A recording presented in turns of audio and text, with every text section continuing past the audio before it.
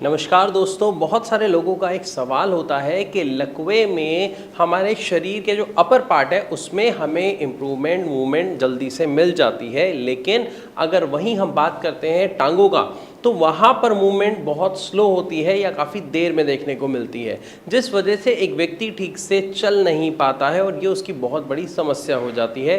इससे कैसे छुटकारा पाया जा सकता है, या ये कहा जाए कि किस तरीके से टांगों में जान और मूवमेंट जल्दी लाई जा सकती है ताकि हमारा पेशेंट ठीक हो सके।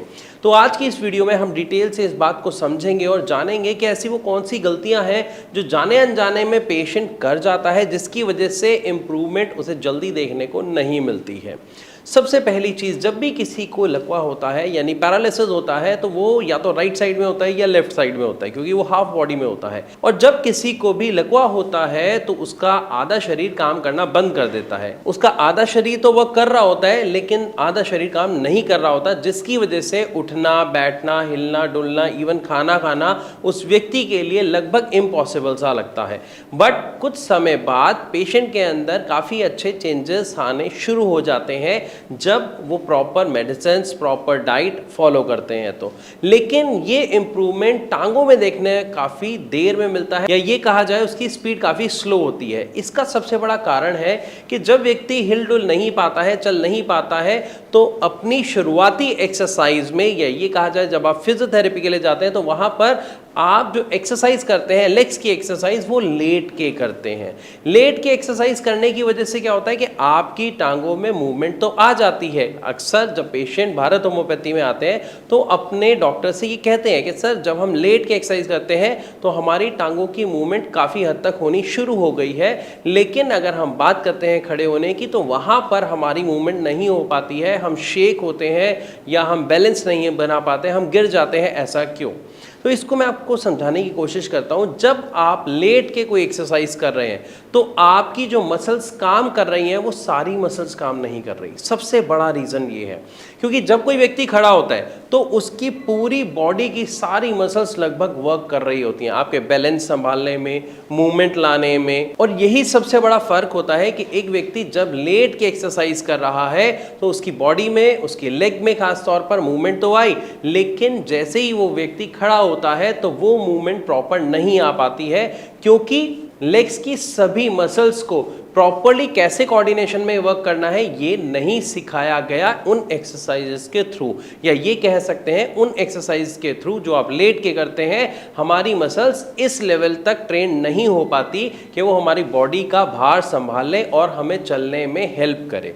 अब बात करते हैं इसके सॉल्यूशन की। हमें करना क्या चाहिए? हमें सबसे पहली चीज़, जब आप देखें पेशेंट के अंदर चेंजेस आ रहे हैं, उसके अंदर इम्प्रूवमेंट आ रही है, तो आपको उसी समय से, यानी जब आप फिजियोथेरेपी कराते हैं वहाँ पर तभी से आपको पेशेंट को चलवाने में हेल्प करना है। क्योंकि जो आप सिखाना चाहते हैं, जो आप इम्प्रूवमेंट चाहते हैं, अपनी बॉडी को उसी के लिए ट्रेंड करेंगे ना। फॉर एग्जाम्पल, अगर कोई बच्चा रनिंग करना सीखना चाहता है तो क्या हम उसे रोज जॉगिंग करवाएंगे? क्या हम उसे सिटअप्स लगवाएंगे? नो। हम किसकी एक्सरसाइज कराएंगे? उससे क्या प्रैक्टिस कराएंगे? रनिंग की प्रैक्टिस कराएंगे। इन द सेम वे, जब हम अपने पेशेंट के अंदर इंप्रूवमेंट चाहते हैं उसके चलने में, तो हमें शुरू से क्या एक्सरसाइज करानी है? चलवाने की।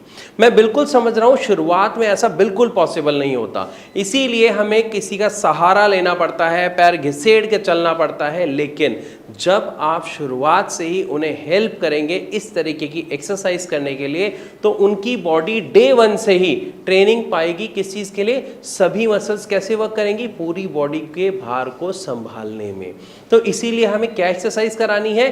उन्हें खड़े होके, उन्हें सहारा देके उन्हें चलवाना है, ताकि जब आप उन्हें चलवाने की एक्सरसाइज करते हैं तो उनकी लेग्स और उनके लेग्स की सारी मसल्स उसी लेवल पर ट्रेंड होंगी और वो पेशेंट काफ़ी अच्छे से चलना सीख जाएगा बहुत ही जल्दी।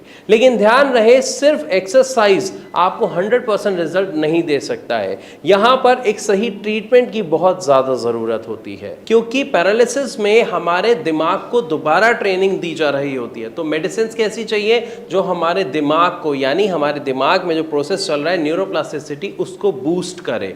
और इसके लिए होम्योपैथिक मेडिसिन बेस्ट होती हैं। साथ ही साथ होम्योपैथिक मेडिसिन के कोई साइड इफेक्ट नहीं होता, ये कंज्यूम करने में यानी खाने में बड़ी आसानी से खाई जा सकती है। और एक और ख़ास बात कि ये समस्या की जड़ पर जाकर काम करती है, जिसकी वजह से रिजल्ट्स हमें काफ़ी अच्छे देखने को मिलते हैं।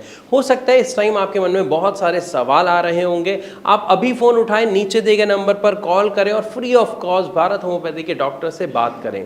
जो भी आपका सवाल है डायरेक्ट आप उनसे पूछें और अपने सवालों का सही समाधान और जवाब उनसे जानें। वीडियो अगर अच्छी लगी हो तो इसे लाइक ज़रूर करें। ऐसी और वीडियोज़ के लिए हमारे चैनल को सब्सक्राइब करना बिल्कुल ना भूलें।